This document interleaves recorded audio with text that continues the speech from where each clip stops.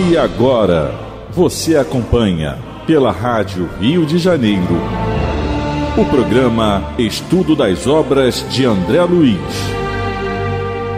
Vamos refletir sobre o livro Nosso Lar. Produção e apresentação, Tereza Cristina e Marco Antônio. Amigos ouvintes da emissora da Fraternidade, Rádio Rio de Janeiro. Novamente estamos aqui, com a permissão de Jesus e dos bons espíritos, para darmos continuidade ao estudo da vida no mundo espiritual através da obra Nosso Lar. Obra que foi ditada pelo espírito André Luiz e que foi psicografada pelas mãos abençoadas do missionário da mediunidade Francisco Cândido Xavier. Olá, caros ouvintes da Rádio Rio de Janeiro. Estamos estudando o capítulo 33 do livro Nosso Lar, Curiosas Observações. No programa passado, nós conversávamos um pouco sobre o que o André Luiz está sentindo agora, de uma maneira diferente, o ambiente da colônia. A colônia não mudou, a colônia é a mesma, o que mudou é o olhar do André Luiz para as coisas. A gente comentou que a gente enxerga por fora o que trazemos por dentro. O André Luiz comentou que lá nas câmaras, onde ele começou a trabalhar, mesmo com as janelas abertas, ele não se sentia bem, ele sentia um mal-estar. E a gente comentou que o ambiente em que a gente vive, o ambiente em que a gente está, ele, de alguma maneira, ele é carregado dos nossos pensamentos. A gente falou um pouco sobre a questão, né, dos vibriões mentais. A gente trouxe o exemplo do livro Os Mensageiros, no capítulo 40, quando o Aniceto fala para o André Luiz que as larvas mentais, elas atacam a nossa alma da mesma maneira que as bactérias, as doenças também atacam o nosso corpo. Então nós conversamos um pouco sobre isso e no final do programa a gente conversou um pouco sobre a questão do repouso, porque o André Luiz fala assim no finalzinho do segundo parágrafo: ventos frescos agitavam-nas, quer dizer, as frondes, né, as árvores, de manso, envolvendo-me em sensações de repouso. O André Luiz não está dormindo, porque às vezes a gente pode ter a falsa ideia que para repousar você tem que dormir.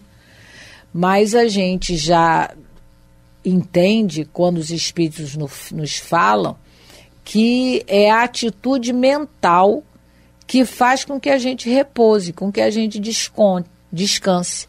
Essa atitude mental do André Luiz de louvor a Deus, de gratidão a Deus, está dando a ele um bem-estar e uma sensação de repouso.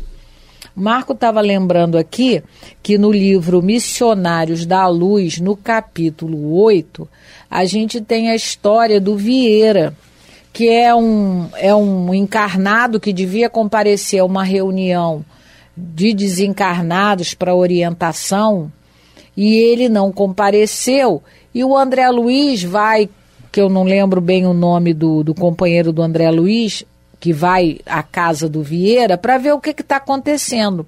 E quando eles chegam na casa do Vieira, eles olham, eles observam que ele realmente estava deitado, né, que o perispírito dele estava bem colado, né, algo desprendido, mas ele estava ainda ligado ao corpo físico.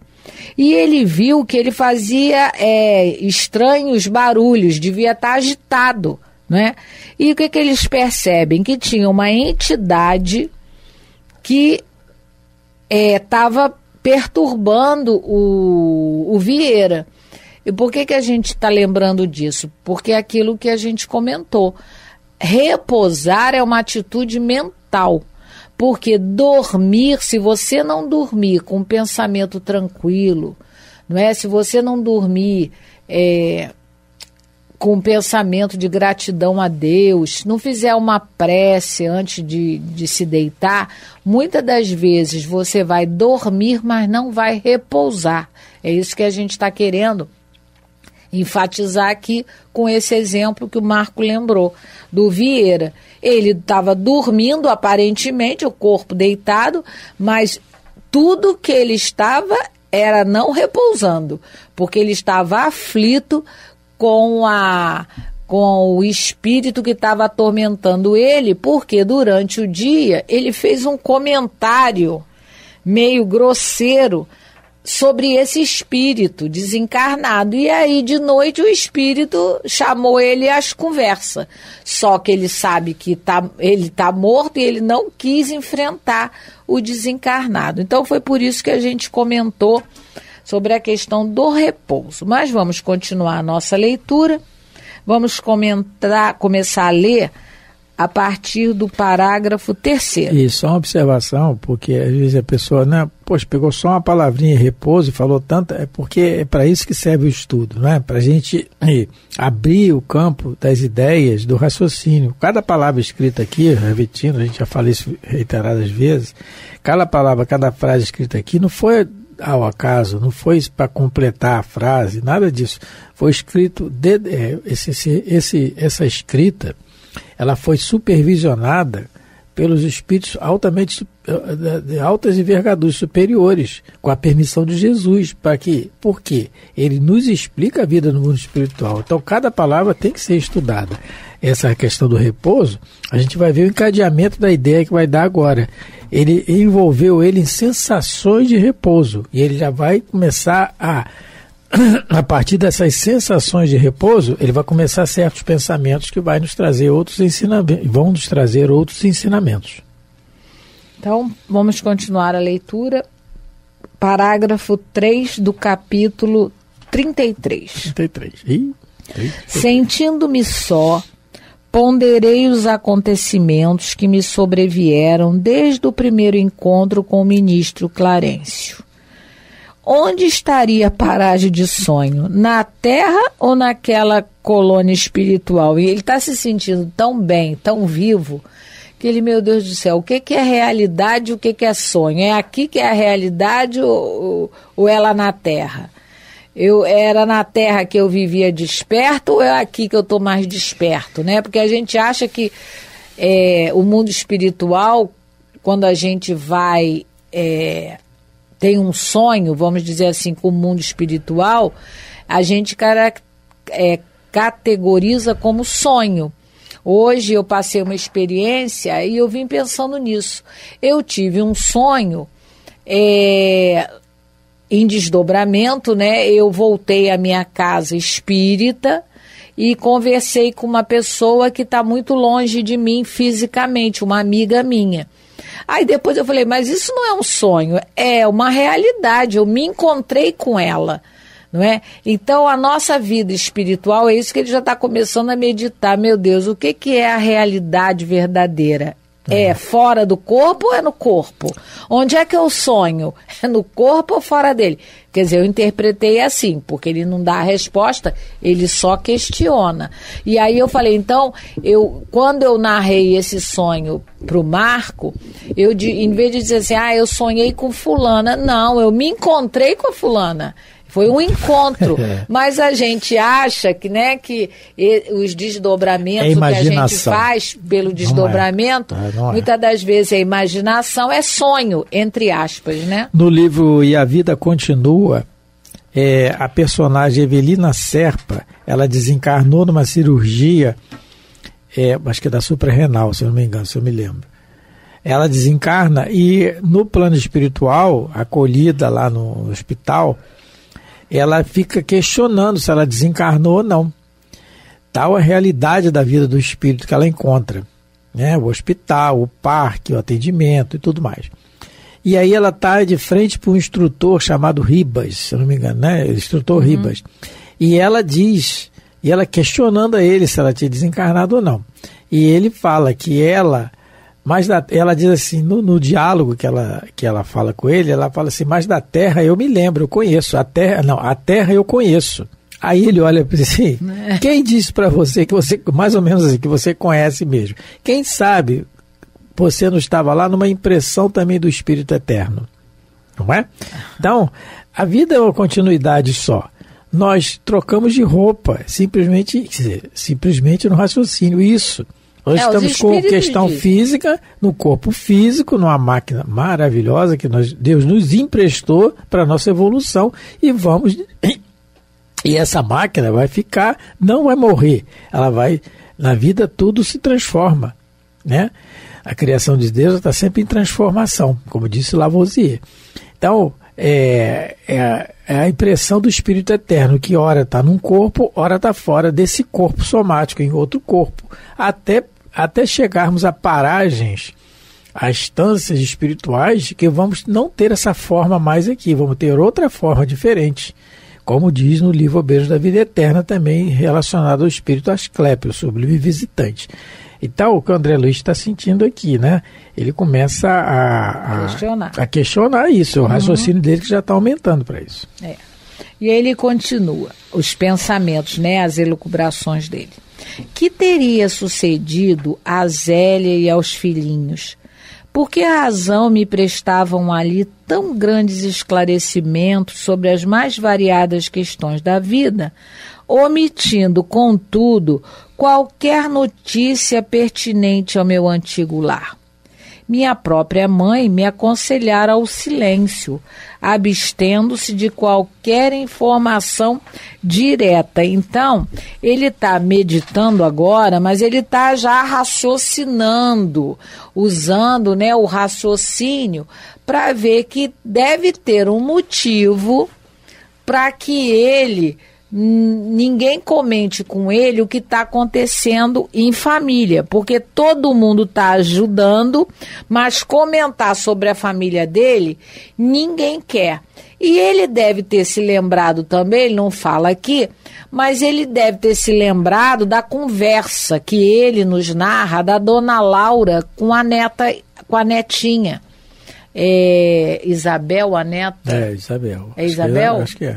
Isabel. Eu não tenho certeza, a gente já estudou aqui, mas o nome fugiu. A neta de Dona Laura, quando chega lá e começa a chorar de saudade, ela fala na lata para a neta dela que o noivo, que ela estava sentindo saudade, já estava namorando a melhor amiga dela. Ele deve ter se lembrado disso, deve ter alguma razão, porque para a menina, neta de Dona Laura, que eu acho que não é Isabel. Falei Isabel, mas eu acho que não é. A dona Laura falou logo para ela, minha filha, pode parar de chorar, porque o seu noivo é jovem, você veio para cá, ele não vai vir para cá agora. A sua amiga, a sua melhor amiga, não sei se é Maria Rita, Maria alguma coisa. A sua amiga Maria já estava de olhares espichados para ele e ele para ela. Então, eles vão se casar. Aí o André Luiz, eu acho que ele está meditando também. Ele não está falando, mas ele deve estar se lembrando. Para mim ninguém fala nada. Maria da Luz, o nome da amiga. A amiga, eu sabia que era Maria da Luz. E a neta? Heloísa. Heloísa, não era Isabel. A Heloísa, ela recebeu a notícia assim, na lata, como se diz. E ele, então ele tá, olha que interessante, né? Ele tá raciocinando. Ele não, e antes de reclamar, ele começou a raciocinar. E ele diz, né? Minha própria mãe me aconselhara o silêncio. Nesse assunto. De qualquer informação direta. Isso aí é uma obediência, mais um exemplo de obediência dele. E aí nós temos, por quê? Se aconselhou o silêncio, abstendo-me de qualquer informação, quer dizer, não é para eu perguntar nada, ficar questionando nada, ficar quieto, que na hora certa isso vai acontecer, é isso que ele está raciocinando. Sim, e por isso que eu falei que ele devia estar se lembrando lá da Heloísa, porque para ela falar e para ele não, e aí denota mais a obediência dele. E nós temos no Evangelho, no capítulo 9, bem-aventurados os que são brandos e pacíficos, que é o que o André Luiz está sendo pacífico e brando, ele não está sendo rebelde. Claro que a saudade é natural, é lógico que é. É lógico que é. O que não é, o que é errado é o desespero. E assim é um raciocínio também aqui para nós encarnados. Ele está desencarnado com saudade da família. Nós encarnados com saudade de quem está desencarnado. A relação é a mesma, é de lá para cá, daqui para lá. E eles também podem estar com saudade nossa, não é? É natural, a saudade é o método do amor. Se você não está com saudade, você não gostava, então você não gosta, é diferente. Agora, o desespero, o desequilíbrio que é o contrário, porque só nos prejudica. Porque na medida que nós nos desequilibramos, nós estamos culpando quem? Pela desencarnação de alguém. Ou nossa também, ou de alguém que desencarnou. Estamos culpando Deus, porque Deus é o que é onisciente, onipotente e onipresente. Ele é a inteligência suprema. Quem dá e tira a vida é Deus, não sou eu, não é ninguém.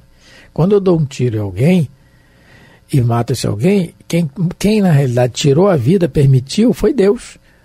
Eu só vou ser responsabilizado pelo mal que eu desejei. Mas voltando aqui à questão da obediência, no Evangelho segundo o Espiritismo, no capítulo 9, bem-aventurados os que são brandos e pacíficos, no item 8, é obediência e resignação.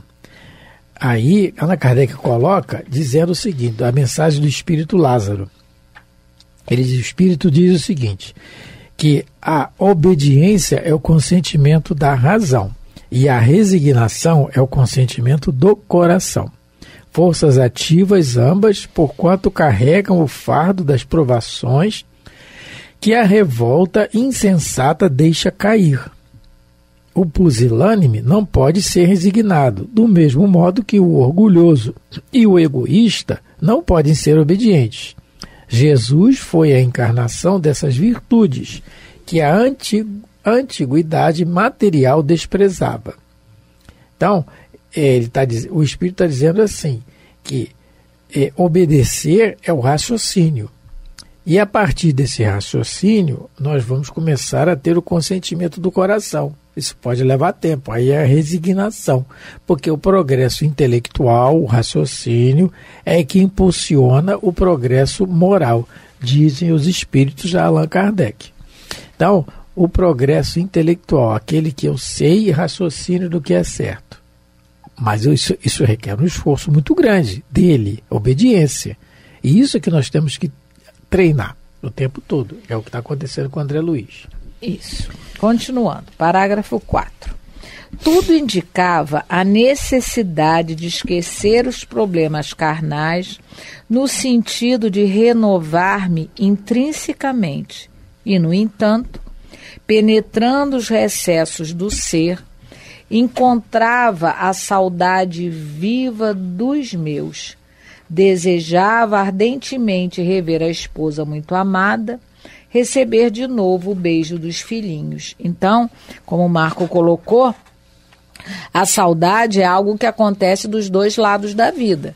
Se o desencarnado também, se a gente pudesse escutar as suas lamentações, a gente veria que eles também têm saudade, né? O grande problema é como a gente está lidando com a questão da morte. Porque a morte é um fato da nossa vida, porque todos nós vamos morrer. A gente costuma sempre falar, né? Qual é a única coisa certa da nossa vida? A morte. A morte é a única coisa certa. A gente tem que pensar nisso, sim.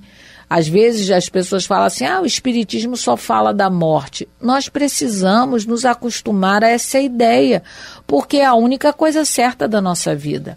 A gente precisa entender que a gente nasceu sozinho e vai morrer sozinho. A gente precisa entender que aqueles que convivem conosco, seja no âmbito familiar, no âmbito da amizade, no trabalho, aqueles que a gente tem afeto, eles estão conosco por um tempo, mas nós não viemos juntos, cada um nasceu num período. A gente se reencontrou por algum motivo, mas na hora da partida a gente vai precisar, não é, de alguma maneira, se despedir, uns mais cedo e uns mais tarde. Mas esse conversar sobre esse assunto, a meditação sobre isso, vai nos facilitar a entrada no mundo espiritual, se formos nós os desencarnados, e vai nos facilitar a vivência aqui no corpo com a saudade de quem partiu. Porque se eles pudessem voltar, os nossos afetos, eles voltariam, mas eles não podem. Então, a gente vê pela biografia pelos livros que o Chico escreveu, os livros que foram montados em cima das cartas psicografadas dos desencarnados, endereçados aos seus pais, às suas mães, às suas famílias, todos eles são unânimes em dizer que quando a gente se aflige aqui, eles se afligem lá, não é? A gente tem um relato do Raul Teixeira. Numa palestra, ele colocou para a gente, eu estava nessa palestra, de um recado que chegou numa reunião mediúnica para um pai, né, para uma família, cujo pai todo dia ia para o cemitério. E o rapaz escreveu na reunião, agora eu só não lembro se foi na reunião mediúnica do Raul, que ele frequentava lá na CEF, lá em Niterói, ou se foi, ou ele conversou, ou ele nos trouxe essa informação de outra reunião mediúnica. Isso eu não tenho certeza, mas que ele contou. Esse pai ia toda noite dormir lá na sepultura do filho.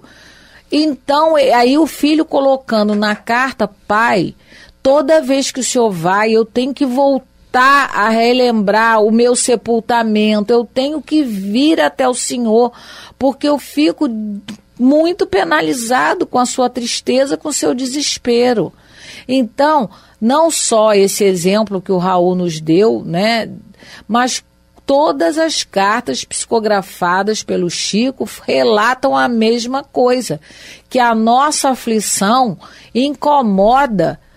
Não incomoda, a palavra não é essa, afeta todos os desencarnados. Então, é um assunto que a gente precisa conversar, que a gente precisa meditar, porque a saudade é uma coisa sadia, realmente, mas ela não pode entrar pelo desequilíbrio, pelo desespero. Na nossa casa, a gente também teve um exemplo de um casal que o menino desencarnou com 6 anos e uma carta uma psicografia de um médium veio falando para a mãe e para o pai que o menino veio relatando que estava bem, que ele estava melhorando já, que ele estava sendo amparado. Porque depois a gente veio a saber que esse pai, ele ia no cemitério, levava doce, levava brinquedo, deixava tudo em cima da sepultura. Então os espíritos, com certeza, avaliaram que esse pai estava precisando de ajuda. Ele chegou a se separar da esposa e dos outros filhos, porque ele não conseguia lidar com a separação do seu filho. Então, que Deus nos ajude para que a gente possa todos os dias meditar, que nós nos encontramos aqui no corpo para uma tarefa, para a nossa evolução, é um reencontro, mas todos nós tivemos a nossa hora particular de reencarnar e teremos a nossa hora particular de desencarnar. E estamos tendo a nossa hora aqui particular de acabar o programa de hoje. Nós estamos falando coisa séria, o Marco vem brincar. Não é? Tá certo. Porque o relógio não para, ele trabalha, não é? Ele trabalha, no próximo programa a gente continua esse raciocínio que a Tereza coloca da questão da desencarnação, da realidade da vida, né? Essa saudade toda, né? Que a gente precisa aprender a controlar. A lidar com isso. Isso. Precisa aprender a lidar com isso. Com certeza, todos nós. É muito difícil, mas temos que aprender. Bom, muito obrigado pela atenção, pelo carinho, mais uma vez, pela paciência de nos ouvir. Fiquem com Deus. Muita paz de Jesus a todos. Deus abençoe vossos lares. Um abraço aos nossos amigos lá do Vicente Moretti. A Rádio Rio de Janeiro apresentou o programa Estudo das Obras de André Luiz. Produção e apresentação, Tereza Cristina e Marco Antônio.